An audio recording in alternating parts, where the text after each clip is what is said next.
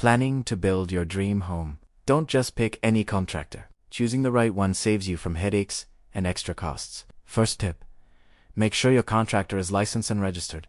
Look for their PCAB license or DTI SSC registration. A PCAB license proves they are legally allowed to handle construction projects in the Philippines. Next, review their portfolio and past projects. See their finished work. If you're aiming for a modern design, check if they have experience with that specific style. It's always a good idea to ask for client references. Get at least 3 different quotations before you decide. Don't automatically go for the cheapest option.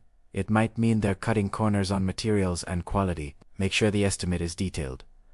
Always insist on a written contract. This is crucial. It should detail the total price, the full scope of work, the project schedule, and even payment milestones. Finally, assess their communication and professionalism.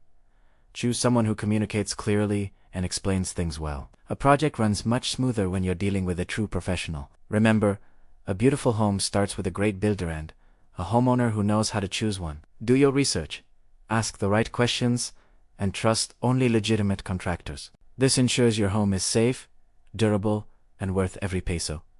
Thanks for watching. If you found this helpful, please like, share, and subscribe for more tips.